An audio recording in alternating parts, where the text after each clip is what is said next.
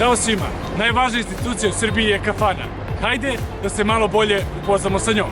1522. godine otvara se prva kafana ovde na Dorčolu. Kafana na turskom znači kuća u kojoj se pije kafa. Verovali ili ne, sa tom činjenicom Beograd postaje prvi grad u Evropi gde je otvoren kafić. Zatim se otvaraju u Sarajevu, Londonu, pa u Beču, a tek 1720. u Italiji. Najveći broj kafana Beograd dobija krajem 19. i početkom 20. veka.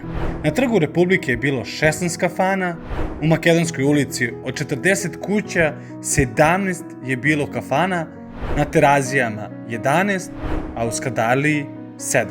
Kafane su imale izuzetno mesto u razvoju društvenog, prirodnog i kulturnog života u Beogradu. Kafana je bilo mesto gde su sedeli znani i neznani, slavni i neslavni glumci, pisci i pesnici.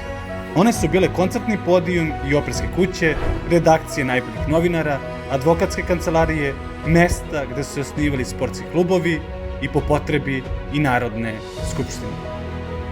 Kafane su, i ne bez razloga, nazivane i univerzitetima života. U kafanama instalirana je prva telefonska centrala u Beogradu, zasijala je prva sijalica i održan prvi sajam knjiga. Tačno se znalo zašto se u koju kafanu odlazilo, da li zbog kvalitetne muzike, dobre rakije ili dobrog vina, ukusne čorbe ili supe. Najstarija kafana u Beogradu, otvorena pre 200 godina i koja je još uvek aktivna, je kafana Znak pitanja. Ona je menjala svoje imena, a zbog sporova oko naziva, vlasnik je nazvao Znak pitanja. Tu imate priliku da popijete tradicionalnu kafu i priliku da osetite istoriju starog Beograda. Utrošeno vreme u kafani u Srbiji se ne smatra izgubljenim vremenom.